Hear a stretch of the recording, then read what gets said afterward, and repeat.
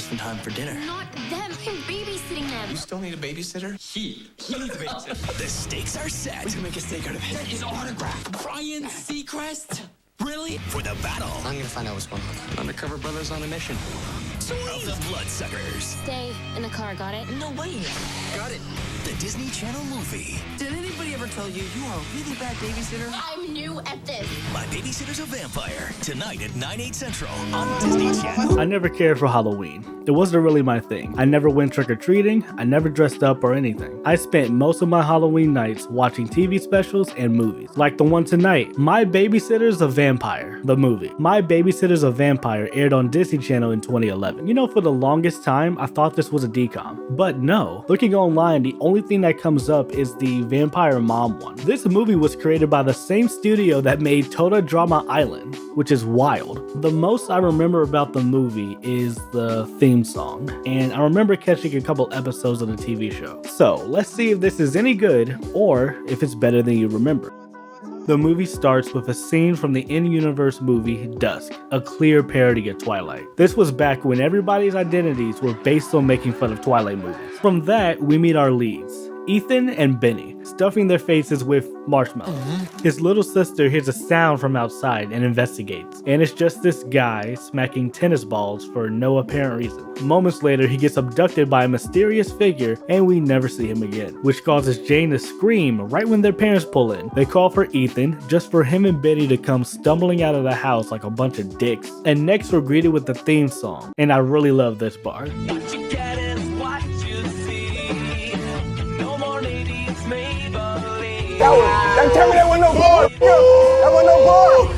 Nigga, listen. Back to the movie, as a result of his negligence, his parents are getting him a babysitter. And to make things worse, they go to the same school. Soon after, we meet in the caf. Benny whips out some alien goggles for no particular reason, and Ethan starts to freak out, thinking it will make them look like dorks, which, I mean, he's not wrong. Everybody has their hobbies and interests, but once you bring them out into the real world, it can get kind of weird. It's like, you can love anime. Hell, I love anime.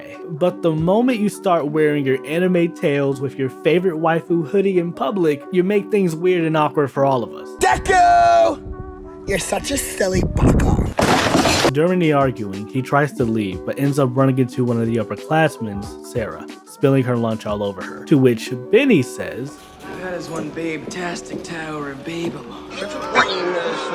we follow Sarah to her lunch table where we meet Erica, a die-hard Dust fan. She talks about how excited she is about the new Dust movie and asks Sarah if she would be bringing her boyfriend Jesse to the screening. I saved you 2 seats. Jesse's coming, right? No, he's not a real Dust fan. What? Over at the boys' table, we find out that Benny has a thing for Erica, saying that she's the Princess Leia to his Han Solo. Because how else are you supposed to know that they're nerds? Benny realizes that Ethan's babysitter shares the same name as his crush, and wonders if it's her. He goes over to find out, and surprise surprise, it is his babysitter. Later that night, we meet up with Erica and Sarah. Erica expresses that ever since Sarah got a boyfriend, she's been very distant. Sarah tries to explain what's going on until Jesse appears behind her. Why does nigga come down like he Chris Angels? And if you couldn't tell already, yes, he's a vampire. They're all vampires, except for Erica. For now. They're trying to convince Sarah to come to a party tonight, and when she refuses, this discount Corbin Blue extends the invite to Erica, which she accepts. Jesse gets Sarah alone, and it's here where we find out that Sarah never wanted to be a vampire, and that Jesse bit her against her will. You're the one who said you like vampires. I never said I wanted to be one. They get into a little scrap, and Jesse chucks her ass across town. She conveniently lands at Ethan's house, claiming Erica is sick and she's filling in for her instead. There's this random moment where Ethan comes downstairs and they look at each other with this song playing.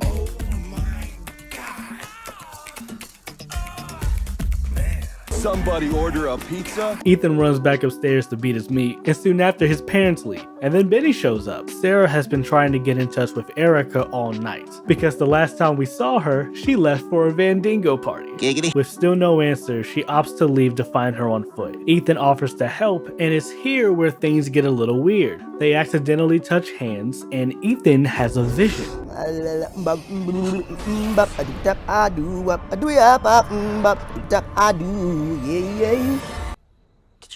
Confused at what just happened, he grabs Benny to go follow Sarah, believing she's connected somehow. During their search, they hear something rummaging through the trash, and because they're white, they decide to check it out. Cracker! Just to find Sarah fanged out eating a rat.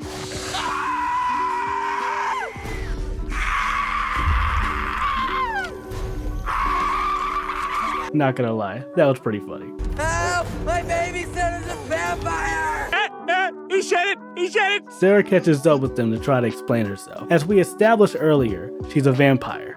Technically. Until she consumes human blood, she's just a fleshling. If she doesn't consume human blood, her mortal body will die. And seeing how she was eating rats in a dumpster, she must be going through it. She takes them back to the house, where they're met by a pizza guy. But, oh no, turns out he's a vampire too. He and Sarah start fighting. It's incredibly underwhelming. After that, Rory calls. Benny, what's up? What's up? What's up? He tells them he's at a party, the same party that Erica went to with the vampires. They rush over to the party and manage to find Rory, but Sarah gets caught up with Jesse as he takes her to another room. They find him upstairs with the other vampires, and overhears Jesse laying out his plans. Jesse needs more vampires and hopes to collect 219 souls for a ritual. After hearing this, they try to run, but the doors are locked. Also, in the next shot, we see Erica coming out of a room with Corbin Blue with a bite mark on her neck and her hair and glasses messed up. We all know what's going on here. It's just implied, but we all know what's going on. Before they throw down, they have the fleshlings eat first. Sarah's not into it, but Erica jumps at the chance. She's been waiting her whole life for this. What the hell? They make a break for it, but the rest of the vampires catch up to them. So they whip out lightsabers to fight them off. The ultraviolet radiation in a spectrum similar to the sun. They manage to get back in the car and drive away. I'm not sure why, but the vampires couldn't catch them. They're shown to have super speed, and yet they got outpaced by a car.